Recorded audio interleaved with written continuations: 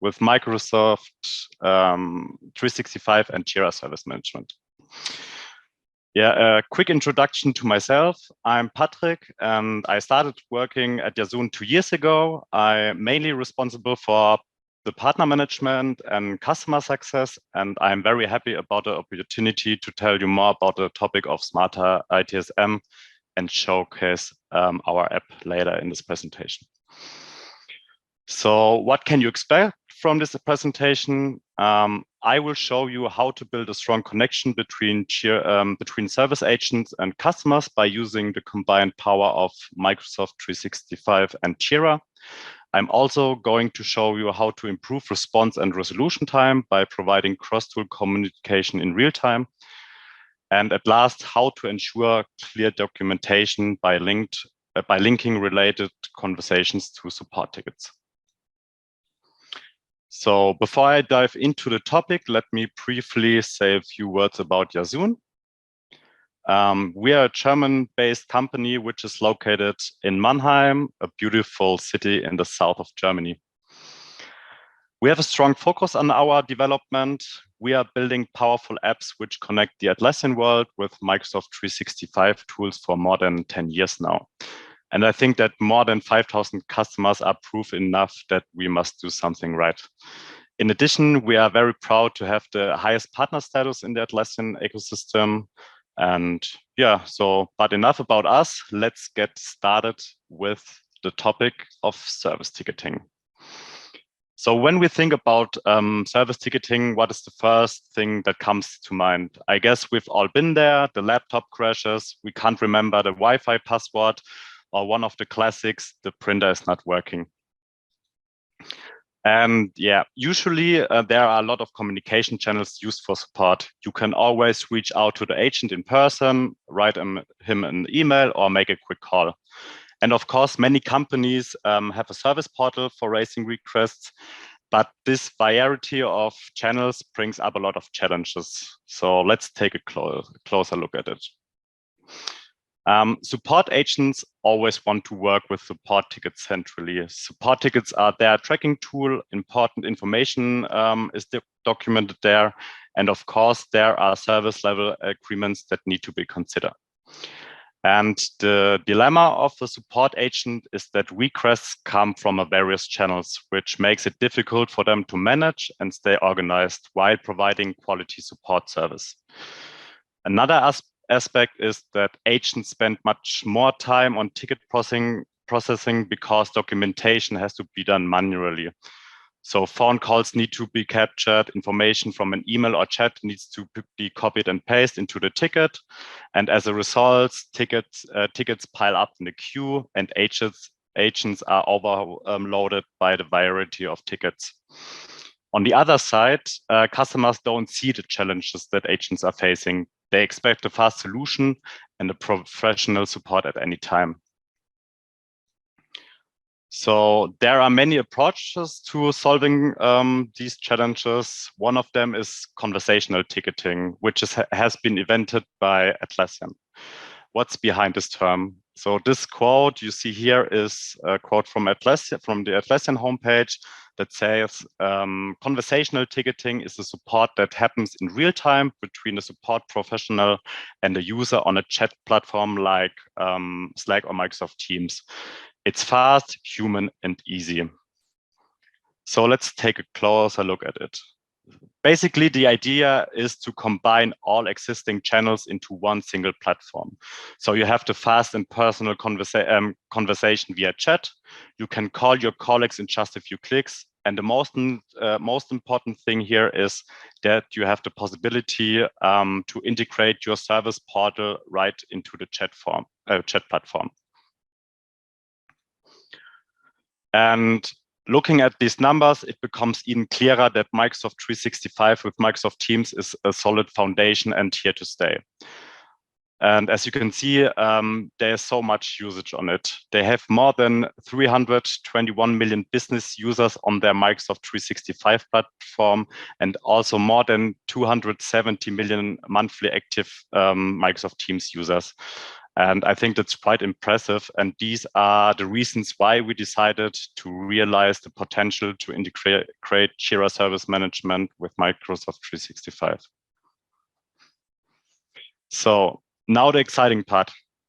How can Microsoft 365 and Jira be connected in a powerful way? And yeah, this is where Yasoon comes in. With our app, Microsoft 365 for Jira, we offer a deep integration between Microsoft tools and the Atlassian world. And we truly believe that our solution is the best possible way to keep collaboration smooth and easy. But how do we do that? So we've built an extension on the Microsoft side, meaning you can access Jira functionalities right in your Microsoft tools. For instance, you can easily turn your emails or Microsoft Teams chats into issues. You are able to access Jira data right in your Outlook inbox and open your company's help desk in Microsoft Teams to raise support tickets. There's also the possibility to work with your Jira issues in your personal Microsoft to-do list. On the Jira side, we optimize single support tickets or issues with Microsoft features. So you don't have to leave Jira to start a Microsoft Teams chat, writing an email, or schedule meetings. And for those of you who are working with to-do, you can easily add tasks to your to-do list within Jira. But enough bullet points. I'll show you how this works in action. And therefore I go to, so I start in Teams. So yeah, in this scenario, I'm a regular user and let's say my printer is not working and I need this printer to work again and want to create a support ticket. And yeah, with our integration, you can easily access the customer portal right in Teams. So we integrated this in the top level next to calls, calendar, chats, and activity, because we think that's a very good place to discover the portal for customers. And they don't have to waste time searching for the right URL. They don't have to get into contact via chat or email. Just click on this button here. And yeah, the customer portal will pop up. And it's very no-brainer because you only have to install our custom app into Teams and yeah, can easily raise tickets right in Teams. So you don't need additional effort or time to set up this whole thing.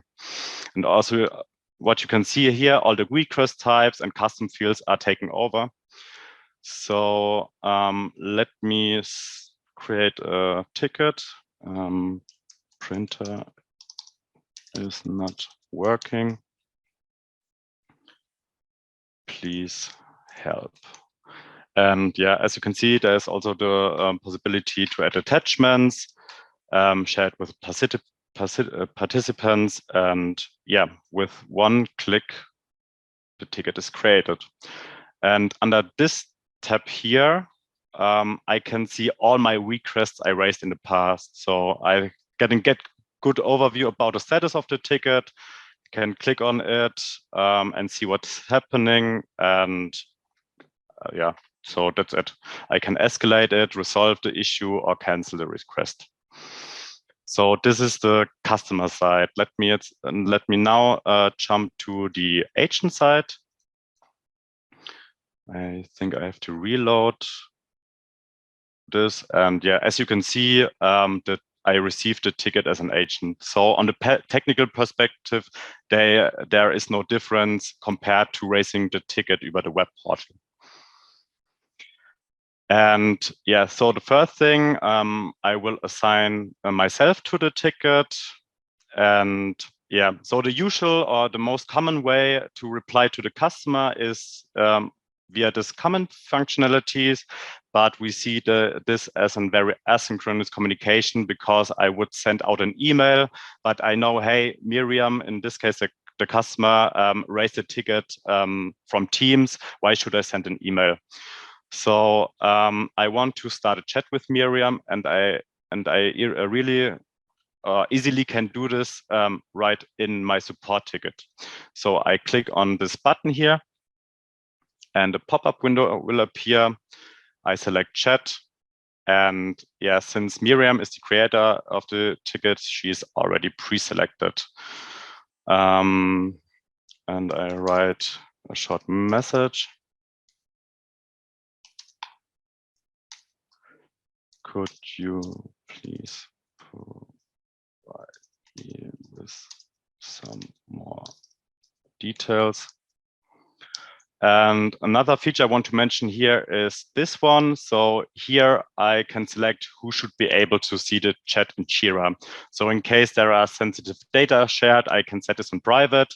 But in this case, I want to say, hey, every agent with access to the issue can view the chat in Jira, and if necessary, can join afterwards. And yeah, with one click, the chat is created. And the good thing here is that the chat is automatically linked to this support ticket. So no information will be lost. And yeah, let's jump back to Miriam. And yeah, as you can see, I received the mail. I can reply if I want, say, can we schedule a meeting? And when I go back, this message should appear. And as you can see, I already get the reply. And this is the power of the chat. It's much faster than writing emails back and forth, and I can easily get the information I need and yeah, solve the ticket much quicker than compared to writing emails back and forth. Another option is with our Microsoft Teams integration to post the whole ticket into an existing Microsoft Teams channel. So in this case, I have a support channel. So for example, I don't know how to solve the issue. I can post the whole ticket into this channel and ask my colleagues for advice. This is another option. And yeah, so as you can see, Miriam wanted to schedule a meeting, and this is our next part of our app. So with our integration, I can easily schedule meetings right in Jira. I click on this button here, and yeah, what you can see here, it's another nice and handy feature, I think, is that based on the Outlook calendar apps, our app suggests next possible time slots. So I can see here whether myself or Miriam has time today, and the next possible time slot is on Monday 9 a.m. So I click on this and can see, hey, everybody has time on this, and yeah, I want to make this a Microsoft Teams meeting. Maybe I want to share my screen, or it's much personal to do this with the Microsoft Teams link. But of course, I can also say, hey, I want to book a meeting room, and I can see, hey, every meeting room isn't booked, and yeah, for example, or in case I want to book a meeting room right away. And also here with one click, the meeting is scheduled. And yeah, because I made a Microsoft Teams meeting, the good thing here is that the chat of this meeting is also automatically here displayed and documented. So in case I want to make some notes during the meeting, everything is related to the ticket, no information is lost, and yeah, I'm always up to date. And yeah, that's it. I think that was very fast, but I hope you get a good overview of our app. And let me jump back. So yeah, thank you very much for your attention. Of course, I couldn't show you all the features of our app, but I hope you could still get a good overview. If you would like to see more, feel free to contact me via email or via LinkedIn. And yeah, now I'm happy to answer all of your questions. Thank you.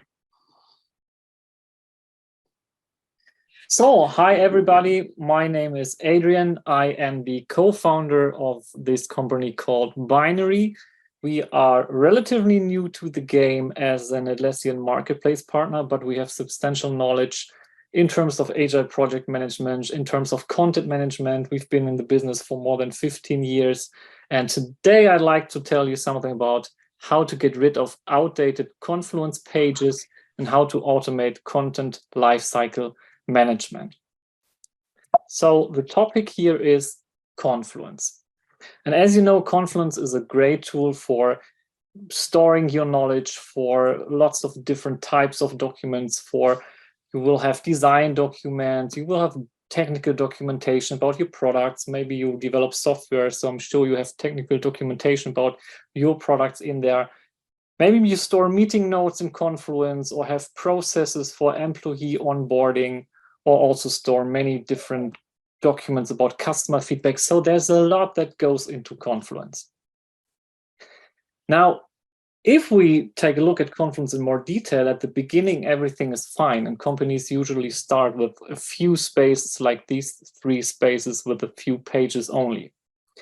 Now, over time, you have more projects, you have more teams, so spaces add up, new pages are created. And in the end, you maybe see something like this, where you have hundreds of spaces, or like this space 127, and add more pages and more pages and always more pages. Now, the problem here is that Confluence can suffer from this ever-growing uncontrolled information. With lots of people in your companies creating new pages, we need to keep track of which pages are really up to date and which pages are outdated. And this content becomes increasingly more difficult to manage. So maybe you have teammates saying, well, our design documents are in fact outdated. They surely need a review. Things have changed. We haven't updated our technical documentation in the last 4 months. We have developed new features where they are not in here. Or maybe you have removed features from your products and they still show up in the documentation. Or your process has changed in terms of this employee onboarding process. So you need to rewrite this information here. Or your customer feedback is outdated and could be archived, so it's no longer relevant anymore. Now, this is a substantial problem because we did investigations and lots of interviews with companies, and we asked them, how much time do you waste on keeping your content up to date, on asking colleagues whether pages are still up to date, whether they can be archived or not, etc., etc. And what turns out, it's a substantial amount of money that you waste each and every month only due to cluttered content and outdated content. So for instance, if you have a Confluence instance with 500 users, you can expect that at least 80 hours of wasted time is there each and every month for all of your employees together, which sums up to this amount of money with these assumptions over here. Now we did this is an investigation from last year. We're actually doing currently a new investigation because we want to keep these numbers up to date. And in fact, the numbers show up to be even higher. So bottom line is, a cluttered Confluence system really is a tremendous waste of time and in the end, money for your companies. So it would be a good idea to keep your Confluence up to date, right? So what's needed to get rid of these outdated Confluence pages and best case to automate this content lifecycle management? And the first thing we say is that you should have rules that describe when pages are actually treated as being outdated. For instance, you could define a rule that your meeting notes are outdated when they have not been viewed by anyone for 3 months. So if no one looks at your meeting notes, why keep it? Why keep them? They're not relevant. That could be a rule. Or a page of your technical product documentation is outdated when this product or when this page has not been updated for 6 months. Because after 6 months, we're pretty sure that your product has changed, so you should review these pages of the technical documentation. That's another example for a rule. The second aspect is you should define responsibilities about content ownership. So who's responsible for what parts of your Confluence spaces or pages? And this could like this. Peter could be in charge, so he is responsible for reviewing all outdated meeting notes. So he's the guy responsible for the meeting notes, keeping it up to date, and reviewing outdated pages. Or Susan is the responsible for keeping the technical documentation about this product up to date. So there's a clear responsibility here. Or maybe Martin is the person in charge of actually archiving all pages of this particular space that are no longer needed. So bottom line with this aspect over here is these clear responsibilities really help you with defining clear responsibilities of who is doing what. And the third aspect is, well, you should have some kind of mechanisms to identify these outdated pages, and in best case automatically, because you don't want to have persons looking through your systems and scanning thousands and thousands of pages and decide, well, is this page really outdated or not? So in best case, you have something like a system that scans your Confluence instance automatically, maybe every 4 weeks, and labels your pages as up to date, as review required, or as being ready to be archived. And the last aspect is you should perform page reviews. So looking at these outdated pages, or as pages that have been labeled as we need to review these pages, and decide whether they're still relevant.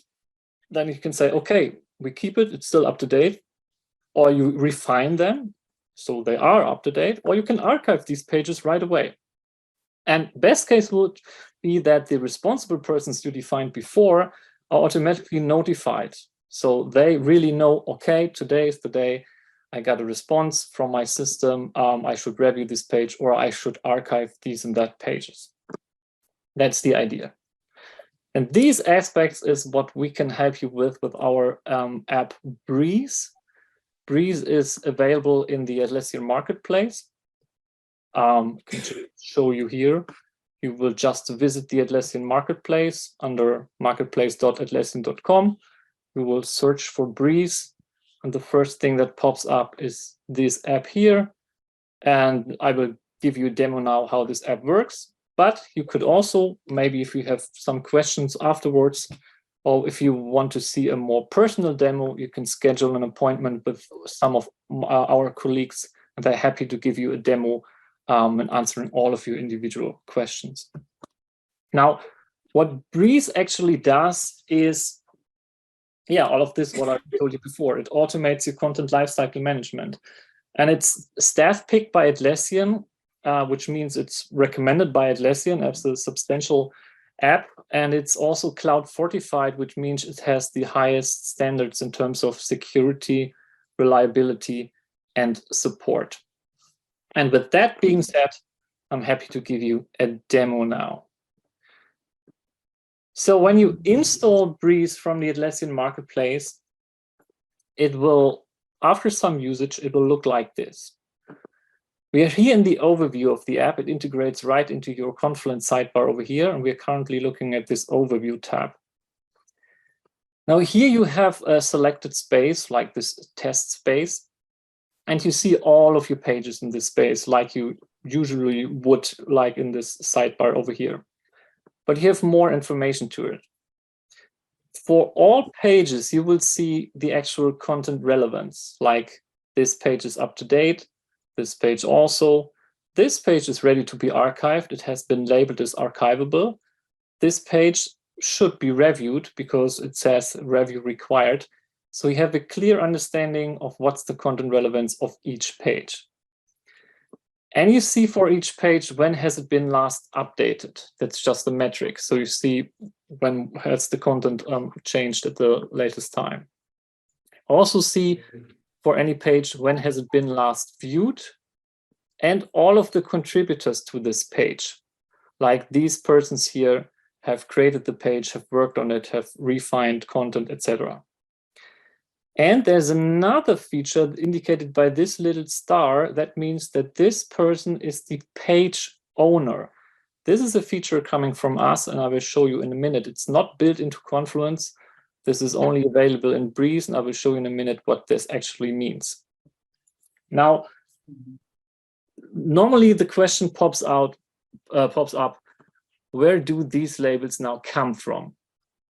And they come from Breeze. They are assigned to your pages automatically based on rules that you define. And these rules are in workflows. And here you see that this space has an assigned workflow. It's called default workflow. And here you see the rules. And it says the review required badge will be given to all pages that have not been updated for 90 days or have not been viewed for 60 days, as an example. And the archivable badge will be given to all pages that have not been viewed for 120 days. So we can also dive into this workflow, take a look at it more the details. As you can see, it's assigned to this space, what we've seen here. It has a name, okay, and this is the rules. Like I said before, this review required badge will be given for all pages with these criteria. And you can also specify notifications, like which persons should Breeze notify when a page is labeled as review required. And you can select predefined roles, like the page owner, like the last contributor, or you could also make use of individual notifications like specific persons. For instance, a specific person can make sense here. In this example here, Martin will be notified whenever a page is labeled as archivable. Maybe Martin is the person responsible for actually archiving these pages, so he will be notified whenever a page is labeled as archivable. So this is what you would do. You would set up such a workflow, you would assign it to a space, and then Breeze will analyze this space according to your rules and label all of your pages in it. And you can do this either manually, start this analysis manually by clicking here. But as you can see, we recommend that you let Breeze analyze your spaces automatically. And this is something you can set up in the settings.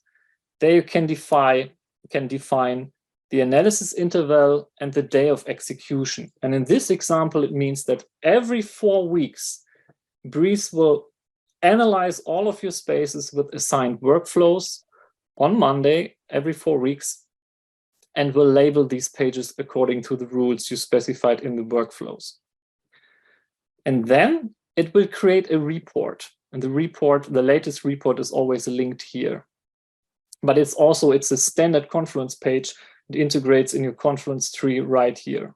Or we can also use this link, doesn't matter.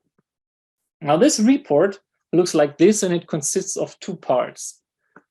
The first part gives you some information about your space, your content quality.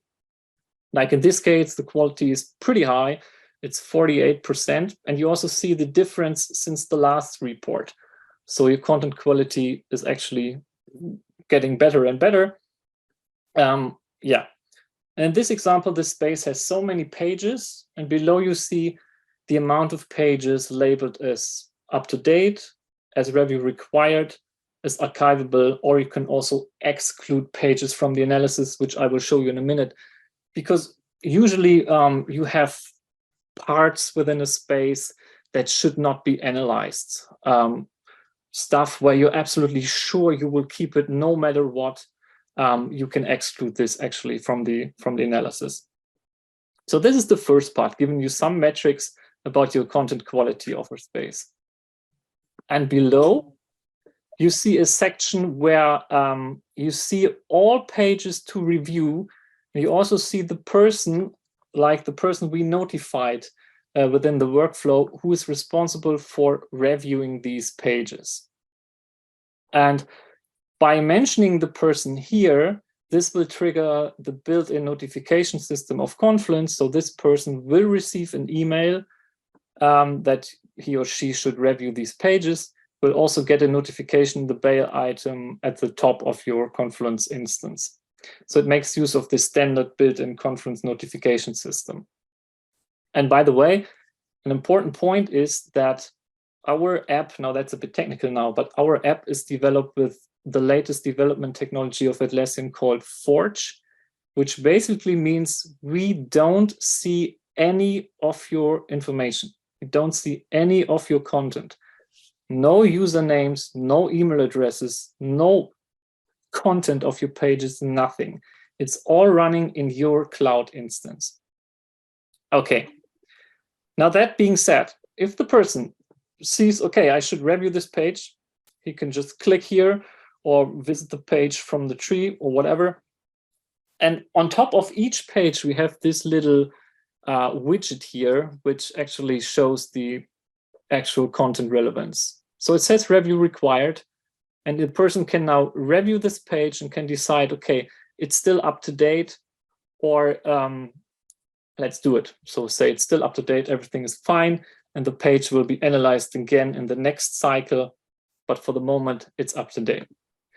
Or the person could also decide and say, we really don't need this page, so we mark it as archivable, and we can provide a little comment explaining why it really can be archived. And this comment should help the person in charge of performing the archiving to better understand why this page is no longer needed.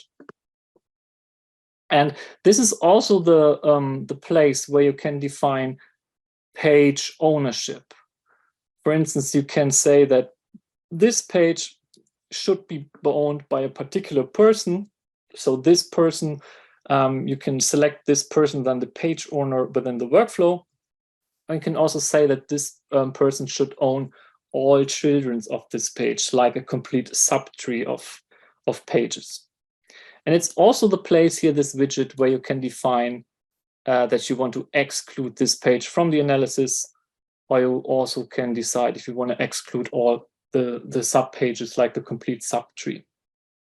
Okay, that's basically how Breeze works. We have some more features that make this whole thing more convenient for you. For instance, we have this review tab. Here you see all pages that are marked as review required in one simple overview. You also see the review duration, like how many days have passed since the page has been labeled as review required. So this gives you some idea about how actually good your process is in reviewing these pages. For instance, here it's pretty bad, like 3 months. These are the notified persons, and for 3 months they have not been reviewed these pages. It would be pretty bad, actually. So maybe we can give them some, I don't know, I don't want to say punishment. That's the first thing coming to my mind. You got the idea. And you can also filter for users here. For instance, if I want to see all pages from this person, I can click here and it filters for a particular person. So this person is in charge of reviewing these 2 pages. So that's a convenient feature to filter for specific persons. And the same is true for this archiving component here. Here you see all pages marked as archivable for this space in a simple, nice list. And here you also see the comment, like the reviewer's comment, why is this page no longer needed? Can be because there's lots of duplicate content on this page, it is outdated, it's no longer needed, whatever. So this gives you some more information for the actual reviewer, who can then decide to archive or delete these pages. And we make use of the built-in Confluence archive or the built-in Confluence trash, where you have all other features like restoring content if you like, etc. From our side, it just makes sense to use the built-in Confluence features as much as possible. Oh, and one remark, this is bulk archiving. And so you can select many pages, click on archive pages, and these will be archived in bulk, even if you don't have a premium Confluence account, which normally is necessary for bulk archiving, but we can provide you this feature even if you don't have a premium Confluence instance. Okay, so that's basically it. There will be more features coming in the next time. A little view in the future is the analytics feature. where we will give you some visual feedback or visual analytics, how your space performs in terms of your quality history, like is quality improving over time, etc., all together with some other metrics. But this is a glimpse into the future. It's currently not built into the app. So that's why I don't want to go into much detail here, but it's something to expect to come next year. Okay, that's in a nutshell how Breeze works. I mean, there are more features in it. I don't want to go into much more details over here, but I guess you got an idea how this works. And as I said, it's available in the marketplace. Install it, try it, or schedule a demo with me. I'm happy to answer all of your questions and yeah, hear more about your use cases, why this might be interesting for you. That being said, thank you very much, and I'm happy to answer all of your questions here.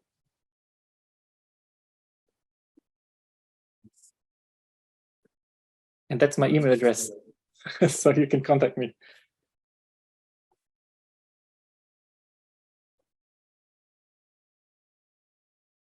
Maybe one interesting fact, which I think is just, it blows me away. We have one customer actually, because we sometimes get asked how big are our customers that we have. And we have one customer with 400 spaces and 400,000 pages. So this Confluence instance really is huge. I don't know how big your Confluence instances are, but man, we were quite surprised about this. Yeah.